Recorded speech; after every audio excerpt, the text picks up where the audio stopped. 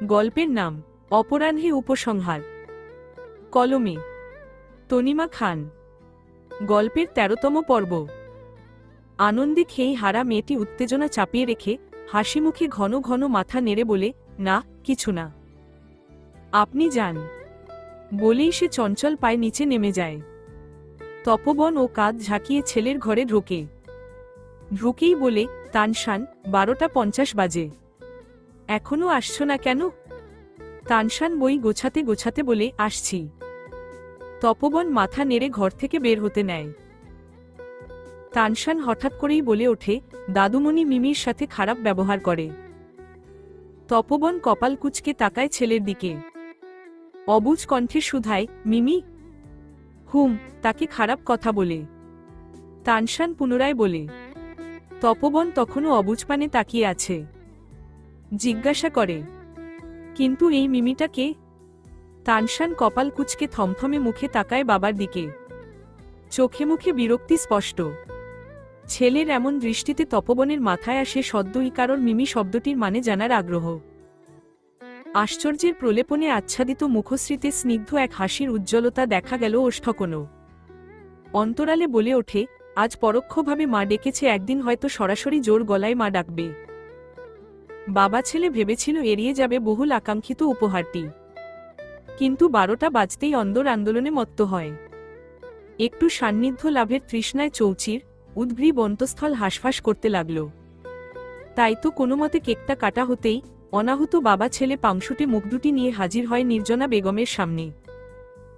বসার ঘরের এক কিনারায় পারমিতা আর মাসুমা বেগমের সাথে বসেছিল সে।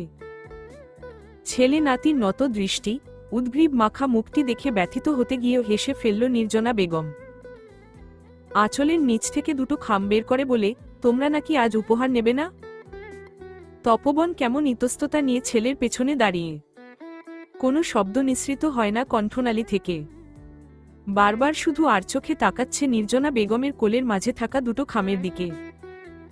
তানশানেরও ঠিক একই অবস্থা। উদ্গ্রীব অঙ্গ প্রত্যঙ্গ ছুটে যাচ্ছে খামটির দিকে। নির্জনা বেগম ম্লান হেসে খাম দুটো বাড়িয়ে দেয়। বাবা ছেলের অপেক্ষা ফুরাতেই দুজনে আর এদিক ওদিক তাকায় না। সকলের আবেগমাখা দৃষ্টি উপেক্ষা করে দ্রুত পায়ে উপড়ে চলে যায়।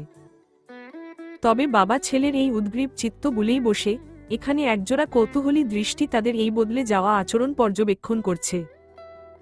রূপকথা ঘাড় কাত করে মৌনতার দিকে তাকায়। কৌতূহলী মিহি স্বরে শুধায়, ওই খাম দুটোতে কি ছিল? মৌনতা ম্লান হেসে বলে, তানশানের মায়ের চিঠি। প্রতিবছর তানশানের মায়ের তরফ থেকে রেখে যাওয়া এই চিঠি তাকে এবং বড় ভাইজানকে দেয়া হয়। তবে এবার মনে হয় এটাই শেষ চিঠি। শেষ চিঠি কেন? আর কেন দেবে না? রূপথার উৎকণ্ঠা মাখা কণ্ঠে মৌনতা কাঁধ ঝাঁকিয়ে হাসিমুখে বলে, সৃষ্টিকর্তা আর সময় দেয়নি, দিল হয়তো তানশানের গোটা জীবনের জন্য উপহার রেখে যেত। রূপকথার দেহাবয়ব ম্লান হয়ে আসে। অন্তপুরে বলে ওঠে, আর একটু সময় দিল খুব কি ক্ষতি হতো? শেষ, এই কথাটিতেই তো কত ক্লেশ। বদ্ধ ঘরের সোফার এক কিনারায় বসে আছে তপবন। দুই হাঁটুতে দুই কনুই এবং দুই হাতের আজলায় একটা পত্র। মেয়েটির চিঠি লেখার অভ্যাস মৃত্যুর আগ পর্যন্ত বহাল ছিল। প্রযুক্তির এই যুগে তপবন এই মেয়েটির কারণে চিঠি প্রেমিক। ওষ্ঠকোণ মৃদু হাসি প্রগাঢ় হয় প্রথম লাইন পড়েই। হাতের লেখার জন্য বকা দিবি না তপু? তপবন মলিন হেসে মাথা নেড়ে ফিসফিসিয়ে বলে, কখনো না। অজস্র ডটডটের পরের ছোট্ট একটি লাইনটি পড়তেই ধক করে উঠল তপবনের বক্ষস্থল। হাঁসফাঁস করা অন্তঃস্থল কেমন উষ্ণ হয়ে উঠল মেয়েটির চিরচেনা রাগান্বিত মুখটি অনুভব করতেই। কথাটি লেখার সময় ও কি তার মুখটি এমনি ছিল? জীবনে নতুন কেউ এসেছে তপু? আমি কিন্তু একটুও রাগছি না। আমি তো ভালোবাসি তোকে। আর ভালোবাসা মানে ভালোবাসার মানুষটির ভালো থাকা নিশ্চিত করা, তাই না? তবে কেন রাখবো বল? আমি তো স্বার্থপর হতে পারবো না। আমি সবসময় চাই তুই ভালো থাক। আমি তো ব্যর্থ হলাম তোর জীবনটা ভালোবাসাময় করে তুলতে। আমি চাই তোর জীবনে কেউ আসুক, যে তোর অসম্পূর্ণ জীবনটাকে পরিপূর্ণ করবে, যে তোর স্ত্রী হবে। তুই যখন কাজের চাপে বিধ্বস্ত হয়ে পড়বি তখন কেউ আদুরে হাতে তোর মাথায় হাত বুলিয়ে দেবে। তোর আধোয়া জামাগুলো ধুয়ে রাখবে, তোর জন্য তোর পছন্দের খাবার রান্না করে রাখবে। তুই অসুস্থ হলে তোকে সেবা করবে, পরিবর্তে তুই তাকে তোর বক্ষে আগলে নিবি, ভরসা আর ভালোবাসা দিবি। আমি জানি আমার তপুকে এগুলো বলে দিতে হবে না, তবে অন্তঃস্থলে যে জোরটা লালন করছিস তার জন্য হলেও আমায় এগুলো বলতে হচ্ছে। জীবন তার নিজের গতিতে প্রবাহিত হয়, আর আমরা তার উপর ভাসতে থাকা কিছু কচুরিপানা। আমাদের তার গতির সাথে তাল মেলাতে হবে। আমি তো থেকে যাব তোর ওই মণিকোঠায় এবং তানশানের মা হয়ে, কিন্তু তাকে কখনো তার প্রাপ্য থেকে বঞ্চিত করবি না। শুধু তাকে একটু বলবি আমার ছেলেটাকে যেন কখনো বোঝা মনে না করে, ভালো না বাসুক কিন্তু কষ্ট না দেয়। আমার ছেলেটা কখনো জেনে শুনে কাউকে কষ্ট দেবে না, কিংবা কারোর কষ্টের কারণ হবে না। এটা তুই নিশ্চিত করবি। তুই ওকে এমনভাবে বড় করবি আমি জানি। আমার এতটুকুই অনুরোধ তোর কাছে, আমার ছেলেটার মুখের হাসি কখনো যেন বিলীন না হয় তপু। জানি প্রতিবার আমার জেদের কারণে তুই ভোগান্তিতে পড়িস, কিন্তু এবারের জেদটা হয়তো একটু বেশি বাড়াবাড়ি ছিল, তাই না? আমার শ্বাস নিতে প্রচুর কষ্ট হচ্ছে তপু। কি হতো বলতো সৃষ্টিকর্তা বরাবরের মতো আমার এবারের জেদটাকেও সফল করে দিল? আমার প্রচুর কষ্ট হচ্ছে তপু। আমি তোকে ছেড়ে যেতে চাই না। আমি বাঁচতে চাই তোর আর তানশানের সাথে। আল্লাহকে একটু বল না আমায় এত বড় শাস্তি না দিতে। চিঠির শেষটা আর্তনাদ, আকুতিতে এবড়োথে বড় হয়ে আছে। শারীরিক যন্ত্রণায় মেয়েটির পিছলে যাওয়া হাতের লেখায় তপবন হেঁচকি তুলে কেঁদে উঠল। পৃষ্ঠাটি মুখে লাগিয়ে অজস্র চুম্বনে একটু চেষ্টা করে মেয়েটির আর্তনাদ শুষে নেয়ার, কিন্তু এটা বোধহয় এই জনমে আর সম্ভব নয়। বিছানার হেডবোর্ডের সাথে পিঠ হেলুয়ে বেডসাইড ল্যাম্পটা জ্বালিয়ে তার পাশে গুটিয়ে বসে আছে তানশান। অশ্রুসিক্ত আখিদয় তখন বাঁধ ভাঙা। কতস্ত আদরের সাথে নম্র স্পর্শে ছুঁয়ে যাচ্ছে মায়ের রেখে যাওয়া শেষ উপহার। খুলতে ইচ্ছে করে না, মনে হয় এমনি রেখে দেই সারা জীবন। বহুক্ষণ দেখল এবড়োথে বড় ভাবে একটা ডোরেমন আঁকা খামটিকে। ছোটবেলায় তার ডোরেমন কার্টুন খুব পছন্দের ছিল, তাই মা প্রতিটা চিঠিতেই ডোরেমন এঁকে রেখেছে। তবে এবারের ডোরেমনের কেন এত বিধ্বস্ত অবস্থা? প্রতীক্ষা করার সাধ্য না থাকায় খামটি খুলে চিঠিটা বের করে। শুরুতেই মায়ের আদরে সম্বোধনে তানশানের মুখে হাসি ফুটে ওঠে। তবে আশ্চর্য হয় এটা দেখে চিঠিতে নিজের প্রশ্নের জবাবটাও লেখা। মনে প্রশ্ন জাগে, মায়েরা কেন সন্তানের সব মনের কথা বুঝে ফেলে? আমার আব্বু, আমার তানশান আজ কত বড় হয়ে গিয়েছে তাই না? 14 শেষ। মায়ের আদুরে বাচ্চা, শুভ জন্মদিন। মা, এই মুহূর্তে যেখানেই থাকি না কেন তোমায় হাসি মুখে দেখব হয়তো। মাকে ছাড়া দিনগুলো কেমন কাটছে আব্বু? মাকে মনে পড়ে? তুমি নিশ্চয়ই এখন অনেক লম্বা হয়ে গিয়েছ। তোমার চোখ আগের থেকেও কি ধূসর হয়ে গিয়েছে? দেখতে কেমন হয়েছ তুমি? পাপার মতো। আমি জানি তুমি ঠিক তোমার পাপার অবিকল হবে, তাই তো যতক্ষণ সময় পেয়েছি তাকে চোখ ভরে দেখে রেখেছি তোমার পাপাকে। কিন্তু অতৃপ্ত এই তৃষ্ণা মেটানো যে অসম্ভব। আশ্চর্য, দীর্ঘ 9 মাস আমি তোমায় রক্তে মাংসে ধারণ করেছি, অথচ তুমি হয়েছ একদম বাবার মতো। আমার খুব হিংসে হয় তানশান। তোমার পাপা সবকিছুতে কেন এগিয়ে থাকে আমার থেকে? তোমার পাপা আমার থেকেও দেখতে সুন্দর, সে একজন সুপুরুষ, ভালো মনের একজন মানুষ, একজন ভালো স্বামী। সে অনেক বেশি ভালোবাসতে জানে। দেখো, সে দিন শেষে তোমার সাথে বেশি সময় কাটাতে পারছে, কিন্তু আমি তার থেকে সবকিছুতে পিছিয়ে। এমনকি আমার সন্তানটিকে ভালোবাসার দিক থেকেও। বাবাকে কখনো কষ্ট দেবে না আব্বু। তার সব কথা শুনবে, তাকে খুব ভালোবাসবে। তার ভালোবাসার খুব প্রয়োজন, কিন্তু তার ভালোবাসার মানুষগুলো তার জীবনে খুব স্বল্প সময় থাকে। কিন্তু আমি চাই তুমি সবসময় তার সাথে থাকো। সন্তান বড় হয়ে গেলে বাবার সাথে দূরত্ব বাড়ে, কিন্তু তুমি কখনো এমনটা করবে না। যত দিন যাবে বাবার সাথে তোমার সম্পর্ক আরও দৃঢ়, বন্ধুসুলভ হবে। বাবার জীবনে যেই নতুন মানুষটা আসবে তাকেও ভালোবাসবে, কখনো অসম্মান করবে না। মায়ের শেষ ইচ্ছেটা রাখবে আব্বু? এটা হয়তো আমার শেষ চিঠি হবে তোমার জন্য। আজ নিজেকে বড্ড অসহায় লাগছে তানশান। আমি বাঁচতে চাই আব্বু, তোমার সাথে, তোমার পাপার সাথে। কিন্তু দেখো, আমার জীবনটার মতো তোমার পছন্দের ডোরেমনটাও আজ হেরে গিয়েছে সৃষ্টিকর্তার পরিকল্পনার কাছে। আজ ডোরেমনটা সুন্দর হয়নি, তাই না আব্বু? মায়ের হ্যান্ড রাইটিং ও খারাপ হচ্ছে আব্বু। আমার হাত কাঁপছে, লিখতে পারছি না। শব্দ ফুরিয়ে আসছে, দেহের শক্তি ফুরিয়ে আসছে। এখন শুধু দেহ অসাড় হওয়া বাকি। মায়ের কাছে আর সময় নেই আব্বু। আমার টিউমারটাও ফেটে গিয়েছে। তোমার ভাই বোন হয়তো আর নেই। সে মাকে ছাড়া খুব ভয় পায়, তাই তো মাকে ছাড়া যাবে না। ডাক্তার আলটিমেটাম দিয়েছে 24 ঘন্টার। আমি হাসপাতালের বেডে বসে এটা লিখছি। এই তো তুমি আর তোমার পাপা আমার কোলে শুয়ে আছো। তোমার পাপা কাঁদতে কাঁদতে ঘুমিয়ে পড়েছে। আমি ভেবেছিলাম মানুষটার জীবনে আমার আগমন হয়তো আস্ত এক সুখের কারণ হবে, কিন্তু কে জানতো আমি তার দুঃখের ছোট্ট নদীটাকে সমুদ্র করতে এসেছিলাম। মাম্মা, তোমায় খুব ভালোবাসি আব্বু। তুমি যখন আদুরে কণ্ঠে মাম্মা বলে ডাকো, সেই একটা ডাক আমার কাছে মৃত্যু যন্ত্রণার চেয়েও যন্ত্রণাদায়ক। আর কখনো এই ডাক আমি শুনতে পারবো না, এটা ভাবলেই আমার শ্বাস বন্ধ হয়ে আসে। কলম ধরে রাখা কষ্টকর আমার জন্য আব্বু। মাম্মার যদি ক্ষমতা থাকতো তবে তোমার প্রতিটা জন্মদিনের জন্য উপহার রেখে যেতাম। কিন্তু মাম্মা যে আজ অসহায়। তোমার জীবনের প্রতিটা ক্ষণ সুখের, সুন্দর হোক। মাম্মা, হয়তো আজ আরও একবার তোমার থেকে দূরে চলে যাচ্ছি, চিরতরে। যেই দূরত্ব মেটানোর ক্ষমতা মাম্মার নেই। আমার আব্বু, তোমার থেকে বিদায় নেয়ার শক্তি আর ইচ্ছে আমার নেই, তবুও নিতে বাধ্য আমি। মাম্মা, সবসময় তোমার মুখের ওই হাসির সাথে থাকব। তোমার হাসিমুখ যেদিন বিলীন হয়ে যাবে সেদিন আমিও বিলীন হয়ে যাব। তাই কখনো তোমার মুখের হাসি যেন বিলীন না হয়। মাম্মা, হারাতে চাই না তোমার মধ্য থেকে। আর আমি জানি তোমার পাপা কখনো আমায় হারাতে দেবে না। তানশানের নীরবে অশ্রু বিসর্জন তখন উচ্চ শব্দে পরিণত হয়। চিঠিটা বুকে জড়িয়ে হাউমাউ করে কেঁদে উঠল তানশান। পূর্বা ঠিক বলে, তপবন কখনো তাকে হারাতে দেবে না। ঝড়ের গতিতে কেউ তানশানকে বুকে জড়িয়ে নিতেই তানশানের কান্নার গতিবেগ দ্বিগুণ হারে বৃদ্ধি পায়। বাবাকে জড়িয়ে হাউমাউ করে কাঁদতে থাকে তানশান। আবদার করে বলে, মাম্মাকে এনে দাও পাপা। নিরুপায় তপবন অজস্র চুম্বনে ভরিয়ে তুলল ছেলের মুখটি। এ যেন 14 বছরের তানশান নয়, রেখে যাওয়া সেই 3 বছরের ছোট্ট বাচ্চাটি। সে তাকে সব দিতে পেরেছে, কিন্তু মায়ের সুখ দিতে পারেনি।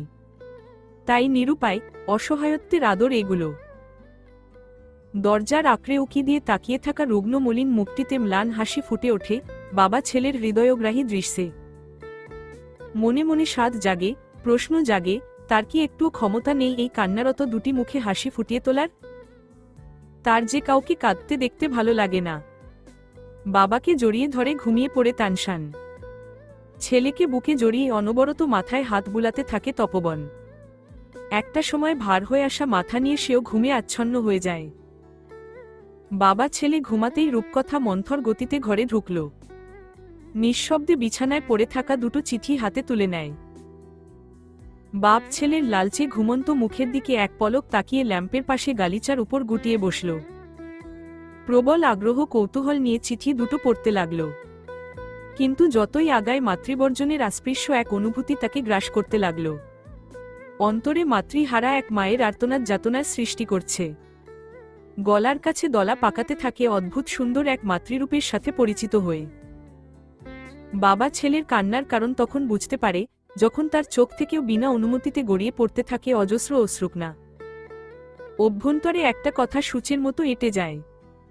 তার ছেলেটাকে ভালো না বাসুক, কিন্তু কষ্ট যেন না দেয়। কথাটা বুকে বিঁধলেও তার মুখে থাকে হাসি। মায়েরা এত সুন্দর কেন হয়? মাতৃত্ব সুন্দর, এটা আজ আরও একবার বুঝতে পারে সে নিজের মা এবং তানশানের মাকে দেখে। এখন তার কাজ শুধু এই মাতৃত্বকে সম্মান করা। এক আর্তনাদ ভরা মায়ের আর্তনাদ একটু কমানো। আর সে নিজের সবটুকু দিয়ে চেষ্টা করবে মানুষটা যেখানেই থাকুক না কেন তার মুখে হাসি ফোটানোর। তার ছেলে হাসলে, ভালো থাকলেই তো সেও হাসবে। যন্ত্রণা একটু কমবে। রূপকথা নীরবে চিঠি দুটো আবার তাদের জায়গায় রেখে দেয়। তপবনের মাথার কাছ থেকে একটা কাঁথা নিয়ে ওই রুমের পূর্ব পাশে থাকা সোফাটায় গুটিয়ে শুয়ে পড়ে। রাত হলেই যখন পশুদের ভিড় বাড়ত তখন রূপকথা ভয় আর্স্ট বদনে গুটিয়ে শুয়ে থাকত মায়ের কোলের মাঝে। সে একা ঘুমাতে পারে না এই কারণেই, এবং তার ঘুমের ধরনও কিছুটা খারাপ এই জন্য। বিগত এক সপ্তাহ যাবৎ মৌনতা এক অন্য ইমরোজকে দেখছে, যেই ইমরোজ শান্ত, নিশ্চিন্ত, হাসিখুশি, প্রাণবন্ত। ঠিক সময়ে ঘরে আসছে, পরিবারের সাথে সময় কাটাচ্ছে, নাইলকে নিয়ে ঘুরতে যাচ্ছে, এমনকি মৌনতার সাথেও একটা সুন্দর সাবলীল সম্পর্ক চলছে। ইমরোজের অস্বাভাবিক বদলে যাওয়া আচরণে আপনি আমি অবাক হলেও মৌনতা নামক নারীটি একটুও অবাক হয় না। তার চোখের উপর আচ্ছাদিত স্বামী সংসারের গুরুত্বের প্রলেপ এতটাই দৃঢ়। দৃষ্টি ফোনের স্ক্রিনে এঁটে আছে, ঠোঁটের কোনো স্মিত হাসি, প্রাপ্তি, পূর্ণতার হাসি। খালি একটা অ্যাপার্টমেন্টে আবেদনময়ী শিফনের শাড়ি পরিহিতা সৃজা মুক্ত পাখির মতো উড়ছে, লাফাচ্ছে, আনন্দে আত্মহারা হয়ে চিৎকার করছে। বাসর রাতের উপহার হিসেবে সৃজা তার কাছে নিজের একটা বাড়ির আবদার করেছে। বাড়ি কেনার মতো বড় কিছুতে হাত দিতে গেলে এখন তাকে সমস্যায় পড়তে হবে। বড় ভাইজান বিল্ডার্স সহ অনেকের সাথে যুক্ত, তার কানে খবর যেতে 2 মিনিট লাগবে না। তাই আপাতত শর্টকাটে একটা অ্যাপার্টমেন্ট কিনেছে সৃজার মাধ্যমে। নিজে শুধু আড়ালে টাকাই দিয়েছে। সেই অ্যাপার্টমেন্টে আজ প্রথমবার সুজা গিয়েছে। আর এটা তার ভিডিও। এটা তাদের আরেকটা নিজস্ব একান্ত সংসার হবে। গতকাল নাইলকে নিয়ে ঘুরতে যাওয়ার বাহানায় সৃজার সাথে দেখা করিয়েছে। সুজা প্রচুর আদর করেছে তাকে, নিজের সর্বোচ্চ দিয়ে আগলে নেয়ার চেষ্টা করলেও নাইল তার সাথে অ্যাডজাস্ট করতে পারেনি। এতটুকু তাকে শঙ্কিত করছে, কিন্তু সুজা সেই শঙ্কাও দূর করে দিয়েছে। বলেছে সময় হলে যখন সে ব্যতীত নাইলের কাছে আর কোনো উপায়ন্তর থাকবে না, তখন নাইল এমনিতেই তার সাথে থাকতে স্বাচ্ছন্দ্য বোধ করবে। সুজার এতটুকু কথাই ইমরোজকে আশ্বস্ত করার জন্য যথেষ্ট ছিল। দরজা খুলে মৌনতা ঢুকতেই ইমরোজ ধ্যানচ্যুত হয়। এত কিছুর পরেও ইমরোজ এটা স্বীকার করে যে সে যদি ঘরে আসে এবং ঠিক সময়ে আসে সেটা মৌনতার জন্য। দিন শেষে মৌনতার সান্নিধ্য ইমরোজকে প্রশান্তি দেয়।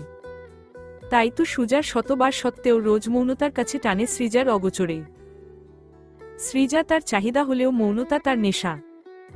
মৌনতার স্বামী ভক্তিতে তার হৃদয় প্রশান্তি লাভ করে। বলতে গেলে সৃজা এবং মৌনতা এই দুজন মানুষের উপস্থিতি ইমরোজের চাই। সৃজার সাথে বিয়ের পর থেকে অনেক চেষ্টা করেছে নিজেকে মৌনতার সান্নিধ্য থেকে দূরে রাখার, কিন্তু পারেনি। একটু রাত হলেই মাথায় নেশা চড়ে বসে, আর পাশবিক সেই নেশা ভুলিয়ে দেয় মেয়েটি অসুস্থ। এই নেশা মেয়েটির মৃত্যুকে ত্বরান্বিত করছে, আরও যন্ত্রণাদায়ক করে তুলছে। ফোন থেকে চোখ তুলে তাকায় মৌনতার কাঁধে ঘুমন্ত নাইলের দিকে। গম্ভীর গলায় বলে, ওকে রোজের ঘরে দিয়ে আসো। অত্যাধিক পরিমাণে খাটাখাটুনিতে মৌনতার শরীর তখন ভঙ্গুর। নম্র কণ্ঠে আবদার করে বলে, শরীরটা অনেক খারাপ লাগছে আজ। আমি কি বলেছি কিছু? ওকে শুধু দিয়ে আসতে বলেছি। ইমরোজের শান্ত গমগমে কণ্ঠে মৌনতা চুপ হয়ে যায়। নীরবে নাইলকে দিয়ে আসে রোজের ঘরে। কেক খাবে এগুলো করে এত রাত জেগেছিল। নাইলকে দিয়ে আসতেই ইমরোজ ড্রয়ার থেকে একটা গিফট বক্স বের করে মৌনতার হাতে দেয়, বলে, এটা তানশানকে দিও। সেই গিফট কেনায় অপটু, কিন্তু তানশান তার কাছে ভালোবাসার একটা অংশ। তার জন্মদিন তার জন্য গুরুত্ব রাখে। টাকা দিল বড় ভাইজান রাগ করে, বাচ্চাদের হাতে টাকা দেয়া সে পছন্দ করে না। তাই বাধ্য হয়ে গিফট কিনতে হয়েছে। মৌনতা হাসি মুখে গিফট বক্সটি ঘুরিয়ে ফিরিয়ে দেখে, জিজ্ঞাসা করে, এতে কি আছে? Watch, Apple watch. তানশানের তো এই ঘড়ি নেই না? ইমরোজের কৌতূহলী গলায় মৌনতা হ্যাঁ বোধক মাথা নাড়ল। তানশানের এই ঘড়ি নেই, সে খুব খুশি হবে। আপনি কি ডাক্তারের সাথে কথা বলেছিলেন? কি বলল? ইমরোজকে চঞ্চল দেখা গেল। কথা ঘুরানোর প্রয়াস করতে লাগল। বিগত এক সপ্তাহ যাবৎ এভাবেই তো সকলের থেকে কথা ঘুরিয়ে এসেছে। সে লহু স্বরে বলে, ডাক্তার খুলনাতে নেই। ওহ, আসলে আমি আর রোজ চলে যাব তার কাছে। আপনার যাওয়ার দরকার নেই, আপনি তো ব্যস্ত থাকেন। না, তোমার যাওয়ার কোনো দরকার নেই। এমনিতেই তো হাঁটতে পারো না। ইমরোজের তৎক্ষণাৎ কণ্ঠে মৌনতা ম্লান হেসে বলে, হাঁটা কি আর বাদ থাকে? কোনো কিছুই তো বাদ থাকে না। তাই তো ডাক্তারের কাছে যেতে চাইছি। কারণ বিহীন এত অসুস্থতা আর সহ্য হয় না। মাঝে মধ্যে মনে হয় কলিজা ফেটে যাবে বোধ হয় এখনই। এত কথা বলো না। রেস্ট নিতে বললেও কি তুমি নাও? সেই তো চরকির মতো সব দায়িত্ব কাঁধে তুলে ঘুরে বেড়াও। লাইট নিভিয়ে ঘুমাতে এসো। ঘুম পেয়েছে। ইমরোজ বিরক্তি নিয়ে বলে উবু হয়ে শুয়ে পড়ে। ইদানিং ভয় লাগে মৌনতার ইমরোজের সান্নিধ্যে এই ভঙ্গুর দেহ নিয়ে যেতে। রোজ রাতে কয়েক দফা এই ঝড় সহ্য করার ক্ষমতা তার থাকে না, কিন্তু তাকে প্রত্যাখ্যান করার সাধ্যও থাকে না। ইমরোজ যে জেদি একরোখা। লাইট নিভিয়ে আস্ত বদনে বিছানায় ঘুমালে ইমরোজের নড়চড় পাওয়া গেল না। মৌনতা স্বস্তির নিঃশ্বাস ফেলে চোখ বোঝে। অসুস্থ শরীরে মিনিটের মাঝে ঘুম ভর করে। অন্যদিকে ইমরোজ তেজ দেখিয়ে তো বলেছিল সে কাছে যাবে না, কিন্তু ছটফটে বদন আর উত্তেজিত অন্তঃস্থল নিয়ে ঘুমাতে পারল না। এদিক ওদিক করতে করতে একটা সময় মেজাজ হারায়। মনে জেদ চাপে মৌনতা তো এতক্ষণও তার স্ত্রী, তবে কেন সে নিজেকে দমিয়ে রাখবে? মৌনতার ভয়কে বাস্তবে রূপ দিয়েই এক টানে মৌনতাকে নিজের বক্ষতলে নিয়ে আসে। মৌনতা হতচকিত হয় আচমকা টানে। ঘুমের ঘোরে কম্পনরত বক্ষস্থল কৌতূহলী নয়নে স্বামীর পানে তাকালে বদলে যাওয়া আদল তাকে ভীত করে। ভয়ার্ত কণ্ঠে শুধায়, কি করছেন? ভয়ার্ত মুখশ্রী, লালচে রঙের ওষ্ঠে শব্দ করে এক চুম্বন করে ইমরোজ। স্মিত হেসে ফিসফিসিয়ে বলে, হুশ, আমায় অনুভব করো। অসুখ দৌড়ে পালাবে। কথা বলার জো হারায় মৌনতা। জীবনে যুক্ত হয় আরও একটি অসুস্থ রাত। তখন হঠাৎ মৌনতার মনে হয় এই বুঝি সময় ফুরিয়ে আসছে তার। পরিস্থিতি, সম্মুখের স্বামী নামক মানুষটা, বেনামি এই শারীরিক যন্ত্রণা সবকিছু এতটাই তীব্রভাবে গ্রাস করছে তাকে। অত্যাধিক মাথা ব্যথায় ঘুম হালকা হয়ে যায় তপবনের। আবছা অন্ধকারে চোখ মেলে তাকালে অনুভব হয় বুকের মাঝে শুয়ে থাকা ছেলের উষ্ণতা।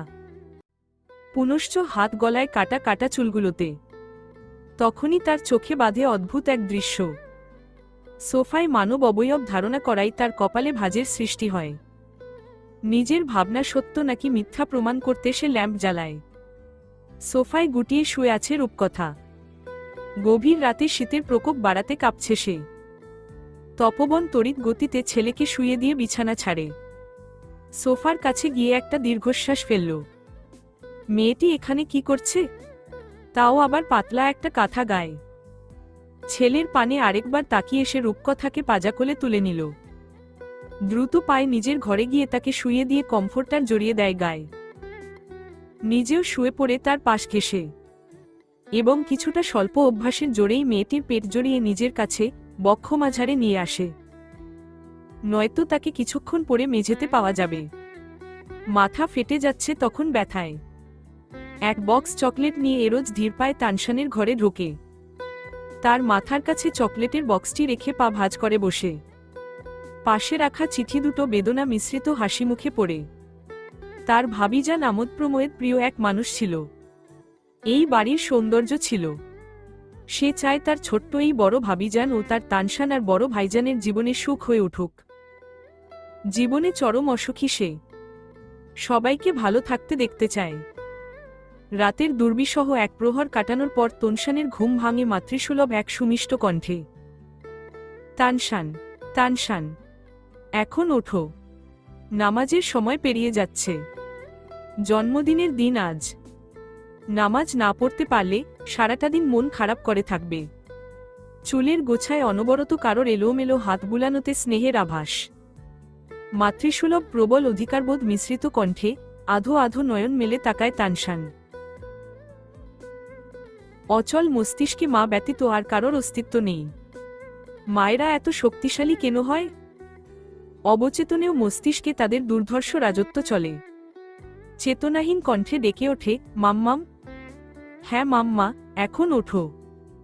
আজান দিয়েছে, অনেক সময় হয়েছে আব্বু। জামায়াত মিস হয়ে যাবে। তোমার পাপাও আজ ঘুম থেকে উঠছে না। কি আশ্চর্য! বাইরে সকলে মিলাদের আয়োজনে ছোটাছুটি করছে আর তোমরা গুরুত্বপূর্ণ মানুষ দুজন পড়ে পড়ে ঘুমাচ্ছ। পুনশ্চ সেই মাতৃসুলভ চঞ্চল কণ্ঠে মস্তিষ্ক পাগলা ঘোড়ার ন্যায় ছুটতে লাগল। সে কি উচ্ছ্বাস ভরা বদনে উঠে বসে ছেলেটি। তবে কি সৃষ্টিকর্তা তার রাত ভরের চেতনায় অবচেতনে করা দোয়া কবুল করে নিয়েছে? তার মাম্মাকে পাঠিয়ে দিয়েছে? আধো অস্পষ্ট জড়ানো নয়নে তাকায় এদিক সেদিকে। উচ্ছ্বাস নিয়ে শুধায়, মাম্মাম তুমি এসেছ? তার সকল উচ্ছ্বাসকে মলিন করে দেয় পাশে বসা রূপকথা নামক নারীটি। তানশানের নিভে যাওয়া চঞ্চল দেহ উপেক্ষা করে রূপকথা এলোমেলো চুলগুলোতে হাত বুলিয়ে স্নেহের কণ্ঠে বলে, মাম্মাম তো এখানেই আছি, চলো উঠে পড়ো, তাড়াতাড়ি অজু করে আসো, আমি তোমার পাপাকে ডেকে তুলছি। তানশান তখনও ফ্যালফ্যাল করে তাকিয়ে আছে। মস্তিষ্কের চেতনা ফিরেছে বহুক্ষণ, তবে সম্মুখের এই অচেনা মাতৃরূপ তাকে বিভ্রান্ত করে তুলছে।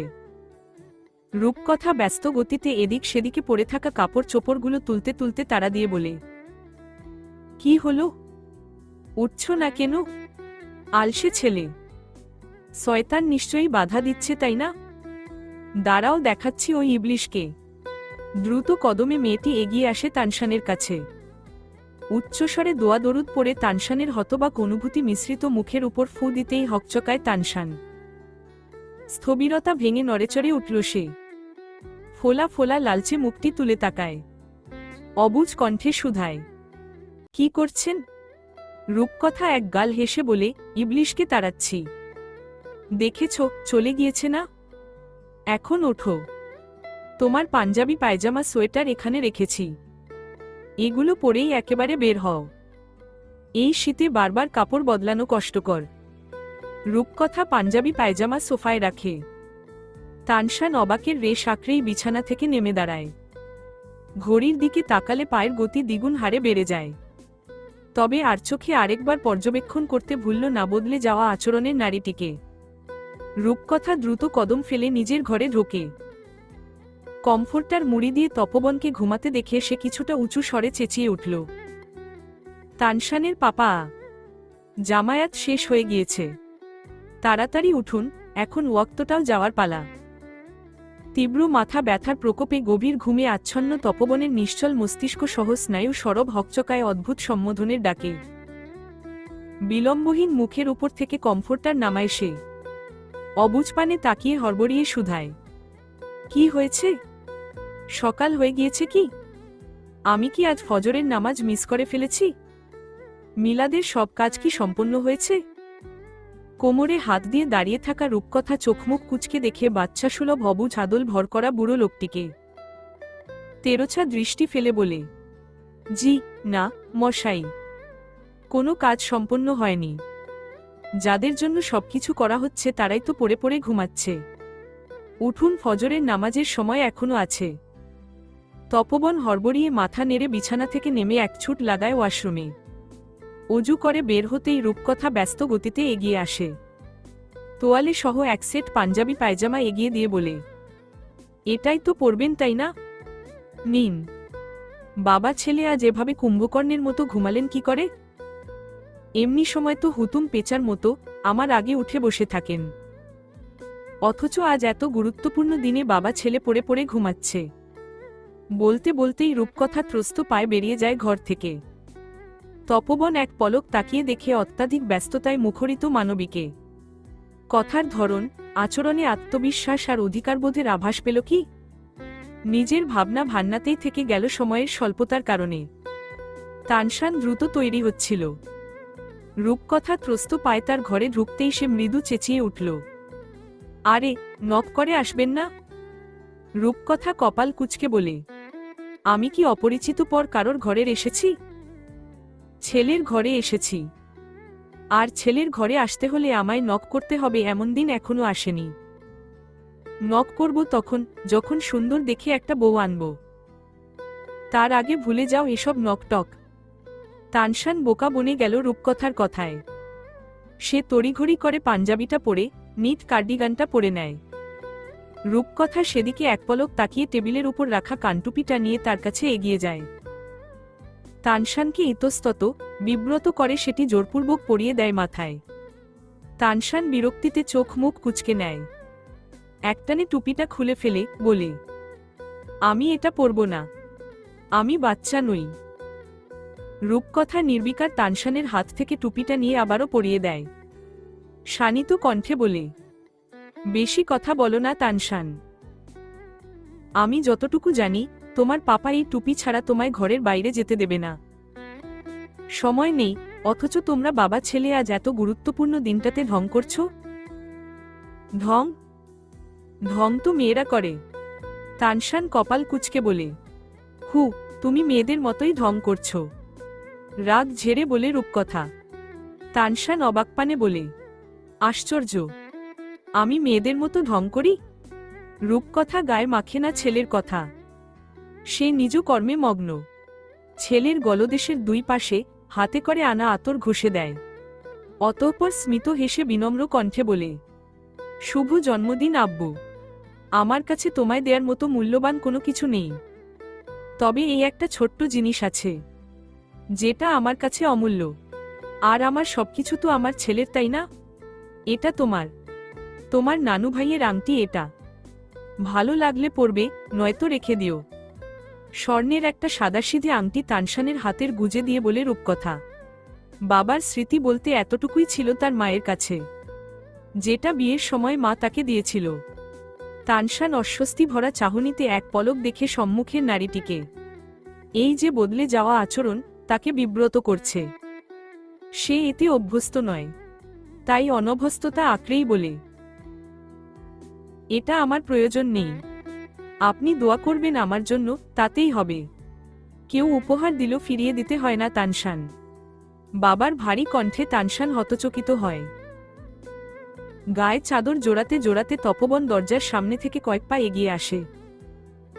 তানশানকে বাড়তি কথা বলার প্রয়োজন পড়ে না। তার আগেই সে মিনমিনে স্বরে বলে, ধন্যবাদ। রূপকথা মৃদু হেসে তার মাথার চুল এলোমেলো করে দেয়। হাসি মুখে বলে, মাকে আবার ধন্যবাদ। যাও, নামাজে যাও। তানশান ফের ভ্রু কুঁচকে তাকায় রূপকথার দিকে। চুলে হাত দেয়া, নাকে কানে হাত দেয়া তার অপছন্দ। আর সকলে সেটাই কেন বেশি করে? তার থেকেও অদ্ভুত অস্বস্তি লাগে সম্মুখের মানুষটির মুখে মা সম্বোধন শুনতে। মা ডাকা কিংবা মা হয়ে ওঠা যে এত সহজ নয়।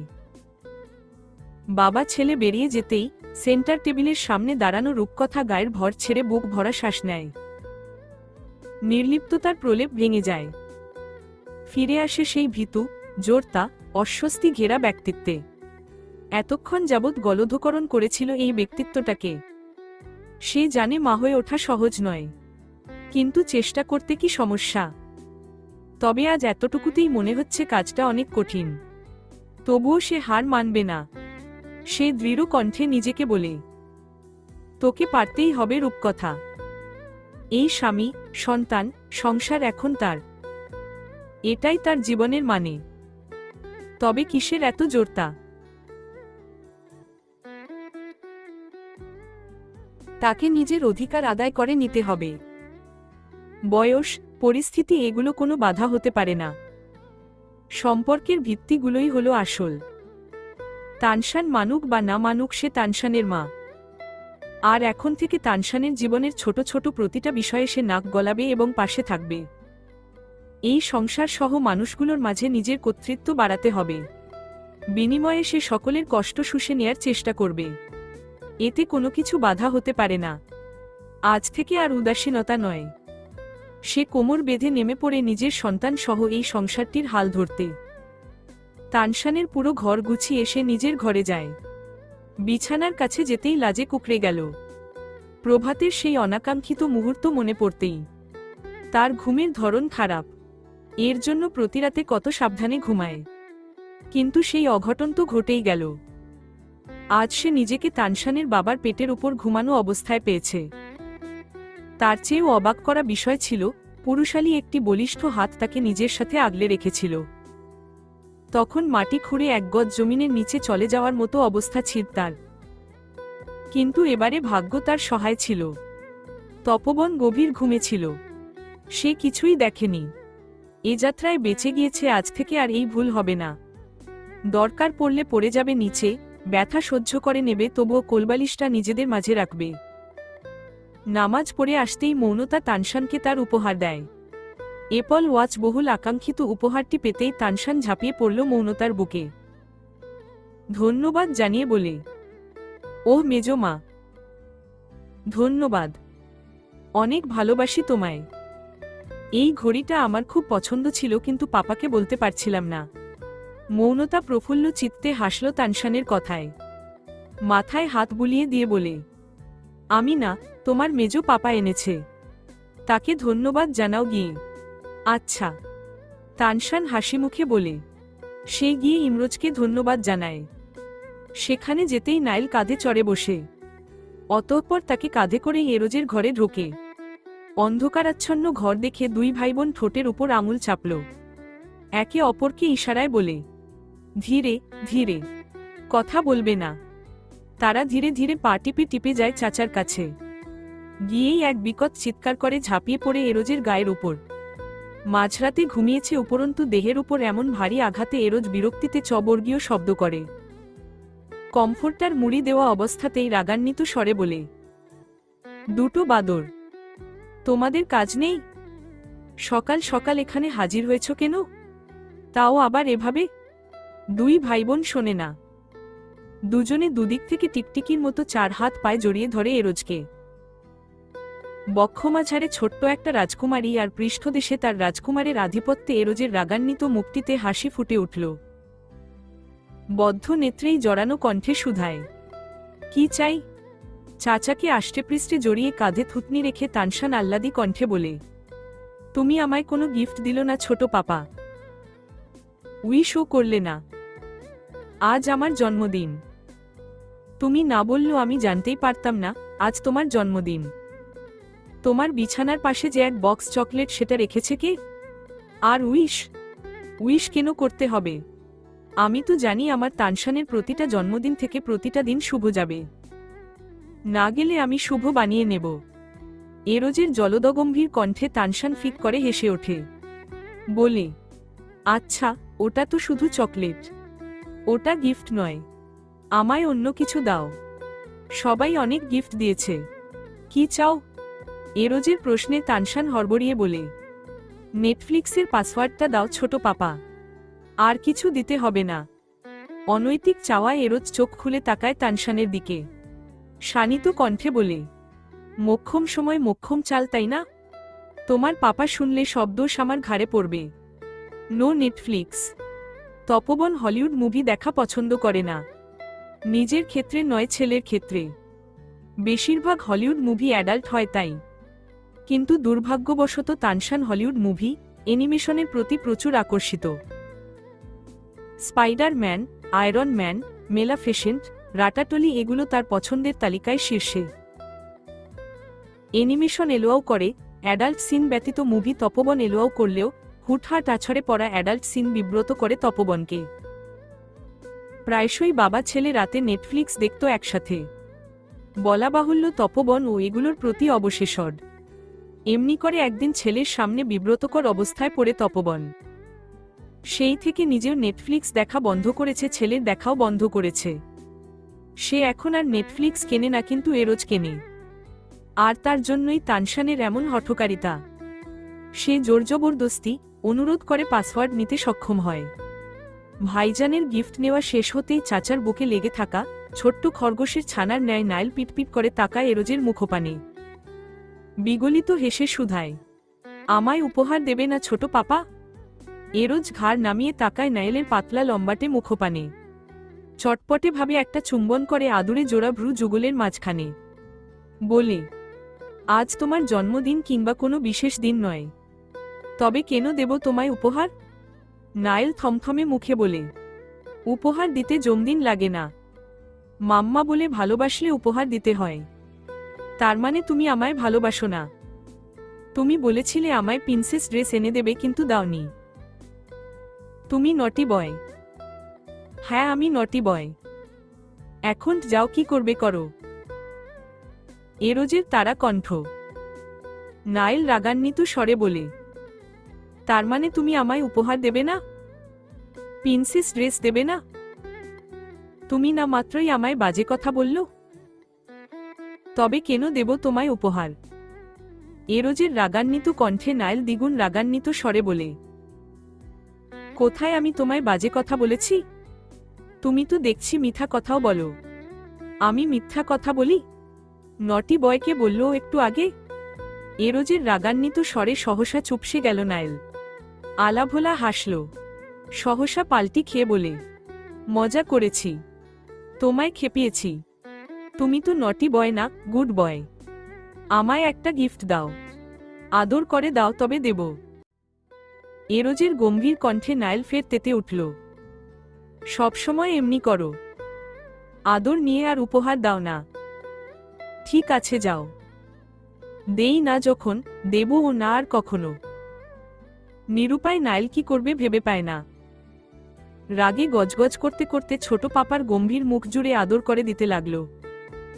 এরোজ মিটিমিটি হাসছে আর দেখছে রাগান্বিত মুখে আদর করতে থাকা নাইলকে। পুরো মুখ জুড়ে ছোট ছোট স্পর্শ দেয়া শেষ হতেই নাইল হাফ ছাড়ল। তারপর বলে, এখন দেবে কিন্তু। এরোজ মিটিমিটি হাসতে হাসতে তানশানকে বলে, আব্বু, বাম পাশের কাবার্ডের ভেতর একটা শপিং ব্যাগ আছে, নিয়ে আসো। চাচার কথা মতো তানশান গিয়ে ব্যাগটা নিয়ে আসে। উৎসুক নাইল চোখ বড় বড় করে তাকায় এরোজের দিকে। হতভম্ব হয়ে শুধায়, এখানে কি উপহার আছে আমার জন্য? এরোজ বেগটি নাইলের কোলের মাঝে রেখে বলে, হু। নাইল উচ্ছ্বাসিত বদনে চিৎকার করে উঠল, বলে, ওয়াও ছোট পাপা, তুমি গুড বয় হয়ে গিয়েছ। নাইল তড়িঘড়ি ব্যাগটা খুলতেই প্যাস্টেল কালারের একটি অনেক ঘেরওয়ালা একটা প্রিন্সেস ড্রেস বেরিয়ে আসে। নাইলের আনন্দ উচ্ছ্বাসের শেষ নেই। সে এরোজের ওপর ঝাঁপিয়ে পড়ে ঝপাং ঝপাং আরও কয়েকটা আদর করে দেয়। জামাটা নিয়ে লাফাতে লাফাতে পুরো বাড়ি জুড়ে সকলকে দেখায় আর বলে সে একটা প্রিন্সেস। তাই তার ছোট পাপা তাকে প্রিন্সেস ড্রেস এনে দিয়েছে। আজ সে এটা পরবে। একটু বেলা হতেই সরোবরে জনসমাগম বাড়তে লাগলো হুড়মুড়িয়ে। তপবন মা এবং বাবা দুদিক থেকেই বিত্তশালী পরিবারের অন্তর্ভুক্ত। নির্জনা বেগম বিত্তশালী এক একান্নবর্তী পরিবারের মেয়ে। খুলনাতে বেশ নাম ডাক তাদের। তবে নির্জনা বেগমের বাবা মা মারা যাওয়ার পর এই নাম ডাকে খানিকটা ভাটা পড়ে। তারা 5 বোন ও 1 ভাই। তারপরে তার ছোট বোন আর ছোট ভাই রয়েছে, বাকিরা তার থেকে বড়। সবাই নিজ নিজ জীবনে প্রতিষ্ঠিত, সংসারী। আজ তারাও সকলে আসবে, শুধু নির্জনা বেগমের বড় 1 বোন এবং ছোট বোন নিজামের বর ছাড়া। বাড়ির সব পুরুষরা আজ বাসাতেই রয়েছে। মিলাদের ব্যবস্থাপনার কাছে রয়েছে। ইমরোজও রয়েছে। সকাল 8টা তখন। সরোবরের গেট থেকে 2টা গাড়ি ঢুকতেই জবা ছুটতে ছুটতে রান্নাঘরে যায়। উচ্চ স্বরে বলে, আরও 2 গাড়ি মেহমান আইছে ভাবিজানরা। নাস্তা রেডি করেন তাড়াতাড়ি। যথা আজ্ঞা মালকিন। আপনি সোফায় গিয়ে বসুন, আমরা নাস্তা পাঠাচ্ছি। রোজ দাঁতে দাঁত চেপে বিদ্রূপ করে বলে। সেই সকাল থেকে গেটের কাছে দাঁড়িয়ে দাঁড়িয়ে শুধু কোনো মেহমান আসছে, কতজন আসছে এগুলো পর্যবেক্ষণ করছে। কোনো কাজে আর হাত দিচ্ছে না। এদিকে তারা 3 ননদ ভাবি খাটাখাটুনি করতে করতে শেষ। জবা মুখ বাঁকিয়ে বলে, রোজ আফা আফনে খালি আমার পেছনে লাগবেন না। এই আমি আপনার পেছনে লেগেছি কোথায়? আমি তো আপনার সামনে। রোজ তেতে উঠে বলে। মৌনতা ধমকে উঠল দুজনকে। আহ রোজ, জবা কি করছো দুজনে? রোজ তুমি গিয়ে দেখো কারা এসেছে। জবার দিকে শানিত দৃষ্টি ফেলে রোজ গায়ের ওড়না ভালো করে জড়িয়ে বেরিয়ে যায় রান্নাঘর থেকে। তবে সদর দরজা দিয়ে অনাকাঙ্ক্ষিত অতিথির আগমনে তার অন্তঃস্থল উদ্গ্রীব হয়ে ওঠে। সে নাচতে নাচতে পুনরায় রান্নাঘরে আসে উৎফুল্লতা নিয়ে বলে, বড় ভাবি এবারের নাস্তা তুমি নিয়ে যাবে। রূপকথা মাথা নেড়ে সায় জানায়।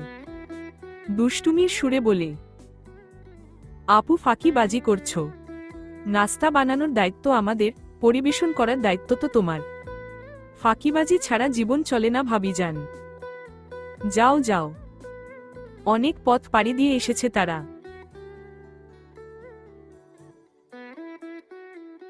রোজ এক গাল হেসে বলে। তার চোখে মুখে উপচে পড়া আনন্দ দেখে পাশে দাঁড়িয়ে সেমাই রান্না করতে থাকা পারমিতা জিজ্ঞাসা করে, আমার আম্মাজান এত খুশি কেন? রোজ তৎক্ষণাৎ আঙুল চাপল পারমিতার ঠোঁটের উপর, ফিসফিসিয়ে বলে, চুপ চুপ সুন্দরী, একটু পরেই দেখবে কেন এত আনন্দ। পারমিতা নিজের ঠোঁটে আঙুল চেপে ভদ্র বাচ্চার মতো মাথা নাড়ে। রোজ খিলখিলিয়ে হেসে ওঠে তা দেখে।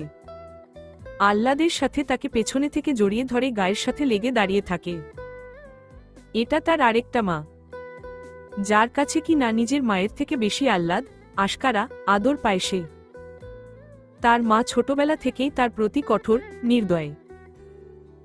এর কারণ অজানা। কিছুক্ষণ বাদ রূপকথা নাস্তা ট্রে হাতে বসার ঘরে যায়। নত মস্তকে মেহমানদের সামনে ট্রেটা রাখতেই পরিচিত কণ্ঠে সে তোরাক মাথা তুলে তাকায়। বুবু। শুকতারার হাস্যোজ্জ্বল মুখটি দেখতেই রূপকথা পাশে তাকায়। নীলিমা অশ্রুসিক্ত নয়নে তাকিয়ে আছে তার দিকে। হঠাৎ করেই রূপকথা দিক দিশাহারা হয়ে ঝাঁপিয়ে পড়ে মায়ের বুকে। হু হু করে কেঁদে উঠে মাকে জাপটে ধরে। হেঁচকি তুলতে তুলতে বলে, আম্মা, আম্মা তুমি এসেছ? নীলিমার আখিদয় তখন বাঁধ ভাঙা। দীর্ঘ 1 মাস পর মেয়েটিকে দেখল। কি সুন্দর লাগছে। চেহারার কোথাও মলিনতা নেই, আছে উজ্জ্বলতা, স্বাস্থ্য ও একটু ফিরেছে। মেয়ের মাথায় হাত বুলিয়ে দিতে দিতে বলে, এসেছি তো। তপবনের ওষ্ঠকনোয়া বেঁকে যায় প্রশান্তিদায়ক দৃশ্যে।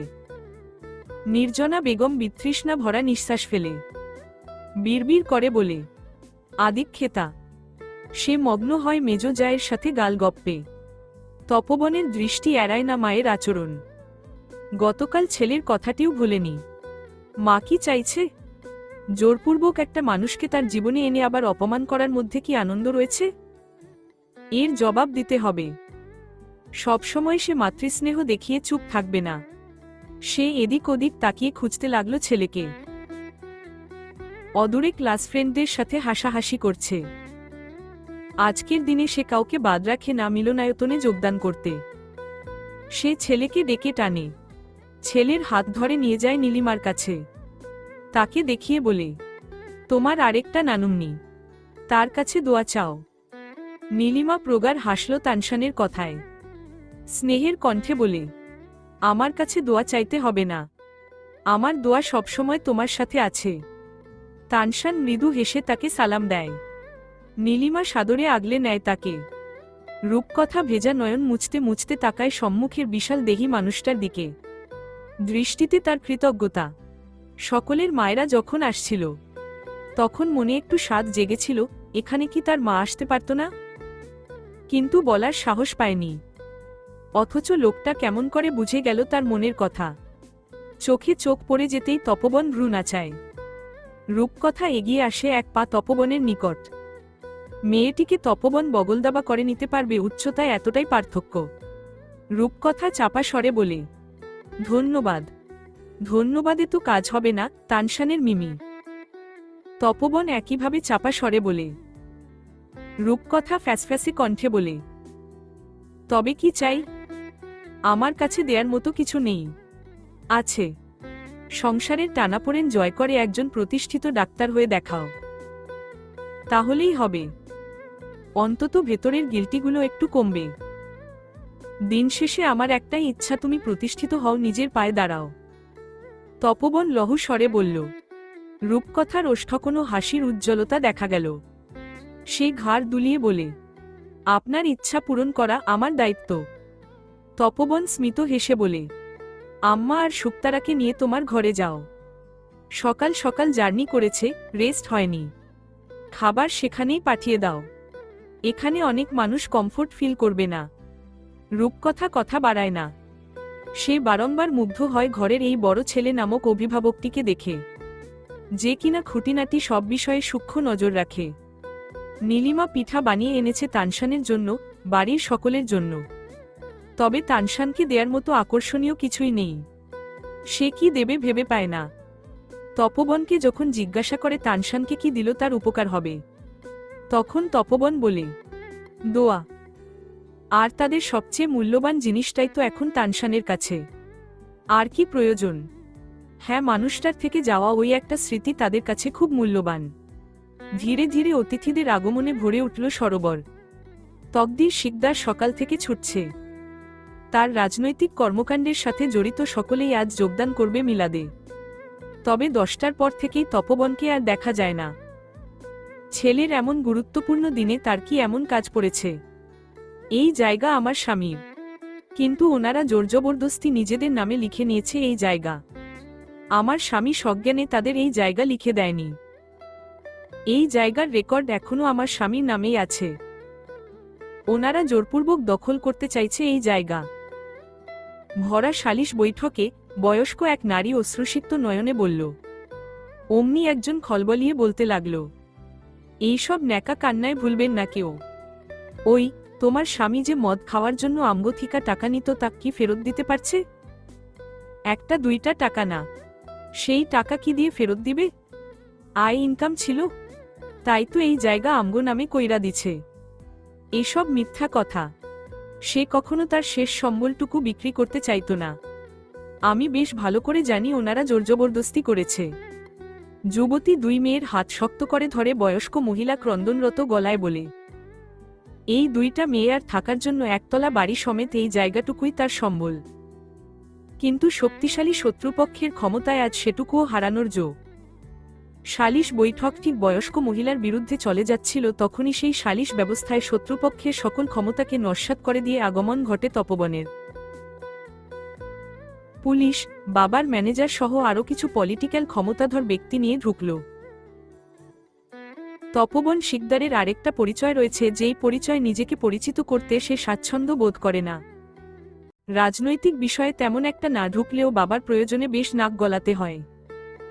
তাই এইসব বিষয়ে সে একটু আধটু ক্ষমতা রাখে সে, কিন্তু কখনো নিজের স্বার্থে এই ক্ষমতা ব্যবহার করেনি। গাম্ভীর্যতায় আচ্ছাদিত মুখশ্রী নিয়ে সকলের মাঝে দাঁড়াতেই একজন সালাম জানাতে জানাতে চেয়ার এগিয়ে দেয়। তপবন এক হাত জাগিয়ে বাধা দেয়, গম্ভীর গলায় বলে, আমি বসতে আসিনি।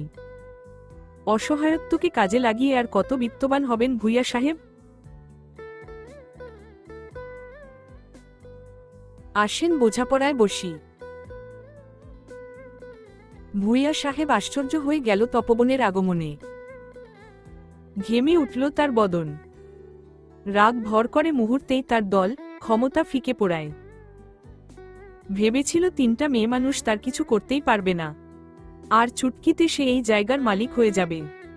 মূলত এটাই তার কাজ। মানুষকে টাকা দেয়, সুদে ফেরত না দিতে পারলে দ্বিগুণ হারে তা ছিনিয়ে আনে।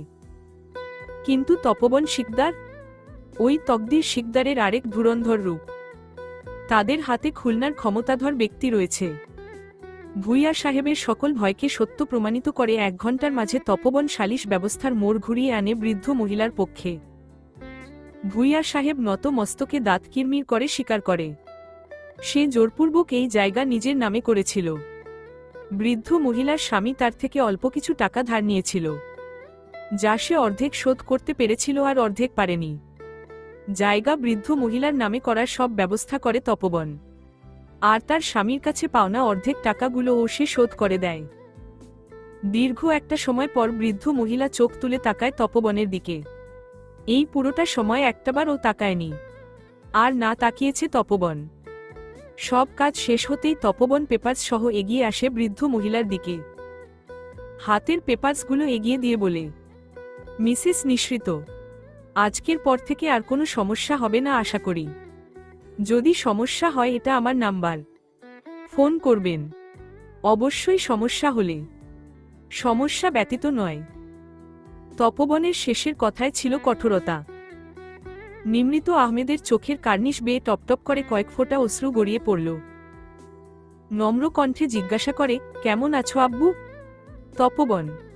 তপবন আমার নাম, নাম ধরে ডাকলে খুশি হব, শক্ত কণ্ঠে বলে তপবন। চোখে মুখে অদম্য কাঠিন্যতা। পরপরই হাঁক ছেড়ে নিজের ড্রাইভারকে ডাকে। ড্রাইভার কয়েকটি প্যাকেজ হাতে ছুটে আসে। নিঃসৃত আহমেদের অশ্রুর গতিবেগ বাড়ল। যেই চোখে মুখে কোনো একসময় ভালোবাসা ছিল, আজ সেই চোখে যে ভরপুর ঘৃণা। তপবন প্যাকেজগুলো হাতে নিয়ে এগিয়ে দেয় তার দিকে। নত দৃষ্টিতে গম্ভীর গলায় বলে, আজ আমার ছেলের জন্মদিন, দোয়া করবেন তার জন্য, সে যেন সবসময় হাসি খুশি থাকে। নিঃসৃত আহমেদ আর কথা বাড়ায় না, হাসি মুখে জিজ্ঞাসা করে, কত বড় হয়েছে? দেখতে কার মতো হয়েছে? 15 বছরে পড়েছে আজ। বলেই তপবন পকেট থেকে ফোন বের করে একটা ছবি বের করে, সেটা নিঃসৃত আহমেদের মুখের সামনে তুলে ধরে। নিঃসৃত আহমেদ স্নেহের হাসল, অশ্রুসিক্ত নয়নে তাকিয়ে হাসি মুখে বলে, দাদুভাই তো একদম তোমার মতো তপবন। দোয়া করবেন, আসি। গম্ভীর গলায় বলেই তপবন গটগট করে চলে যায়। নিঃসৃত আহমেদ সেদিকে একদৃষ্টিতে তাকিয়ে রইল। হঠাৎ করেই সেই দৃষ্টিতে একটি অগ্নি দৃষ্টি এঁটে যেতেই তার বক্ষস্থল খামচে ধরে। অস্ফুট স্বরে ডেকে ওঠে, এরোজ।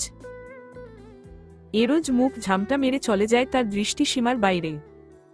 তপবন গাড়ির দরজা খুলতেই কেউ ক্ষিপ্র গতিতে এসে তার গতিরোধ করে। তপবন ঘাড় ঘুরিয়ে তাকাতেই ভাইয়ের অগ্নি দৃষ্টির দিকে। গাম্ভীর্যতা বজায় রেখেই বলে, এটা কোনো ধরনের আচরণ এরোজ? তুমি ওই মহিলাটিকে সাহায্য করলে কেন? মানবতার খাতিরে। তপবন থমথমে মুখে বলে। সহসা এরোজ চিৎকার করে উঠল, মানবতা? মানবতা মাই ফুট। তুমি ওই মহিলাটির চোখের জলে গলে গিয়েছ সেটা বলো। তুমি ওই চরিত্রহীন মহিলাটিকে সাহায্য করছো না আরও কটা মহিলাকে উস্কে দিচ্ছ একই কাজ করতে। তারপর চোখের পানি দেখিয়ে মানুষের সহানুভূতি নেবে। আর আমরা, আমাদের মতো কিছু বাচ্চা, যারা একটু মায়ের আদর পাওয়ার জন্য ছটফট করেছি, মা ডাকার জন্য ছটফট করেছি, তাদের কষ্টের কোনো মূল্য নেই? তপবন ধমকে উঠল, শাট আপ এরোজ। রাস্তায় বসে চিৎকার করবি না। কেন করব না?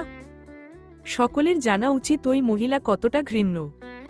এরোজ চিৎকার করে বলে। চোখ তার লালচে বর্ণ ধারণ করেছে।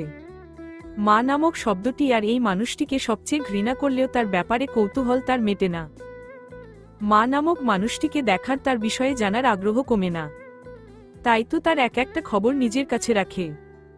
মাঝে মধ্যে ইচ্ছে হয় জিজ্ঞাসা করতে, স্বামী সন্তানের থেকে কি প্রেমের জ্বালা বেশি? আর আজও খোঁজ নিতে গিয়েই এই ঘটনা জানতে পারে তার দয়ালু ভাইয়ের কৃতকর্মও। তপবন তাকে জোরপূর্বক টেনে গাড়িতে বসায়। এরোজ ফোঁস ফোঁস করতে করতে ভাইয়ের পাশে বসে পড়ে। তপবন জানালার দিকে দৃষ্টিপাত করে মিহি স্বরে বলে, এরোজ, তার কাছে আমি কোনো ঋণ রাখতে চাই না, কিন্তু আমি, ইমরোজ, তুই তার কাছেই সবচেয়ে বেশি ঋণী, মায়ের দুধের ঋণী। তবে কি করে এত অকৃতজ্ঞ হই বলতো? একটু ঋণের বোঝা হালকা করতে পারলেও তো শান্তি। এরোজ জবাব দেয় না, তবে তার ফোঁস ফোঁস করা বন্ধ হয়। তপবন হেসে তার এক হাত নিজের কোলের মাঝে নিয়ে আসে, নিজের কাছে টানে, কিন্তু এরোজ আসে না। তপবন রাগান্বিত ভাইকে জোরপূর্বক টেনে নিজের বাহুডোরে আবদ্ধ করে নেয়। পিঠে আলতো চাপড় দিয়ে তাকে শান্ত করে বলে, সে তার পাপের শাস্তি পাচ্ছে, এরোজ। সৃষ্টিকর্তা নিজেই দিচ্ছে, কেন আমরা নিজেদের পাপের বোঝা বাড়াবো? এরোজ শোনে না, সে হু হু করে কেঁদে উঠল, ক্রন্দনরত গলায় বলে, ভাইজান, আমার খুব ইচ্ছা হয় তাকে মা ডাকতে, কিন্তু সে কেন এই ডাকটাকে এভাবে অসম্মান করে পায়ে পিষে ফেলল? কি হতো সে এরোজের মা হয়ে থেকে গেলে? তপবন জবাব দেয় না, নিরুত্তর ভাইয়ের পিঠে হাত চাপড়াতে থাকে। মনে মনে ওড়ায় ভাগ্য। চরম সত্য একটি শব্দ, চলবে ইনশাআল্লাহ।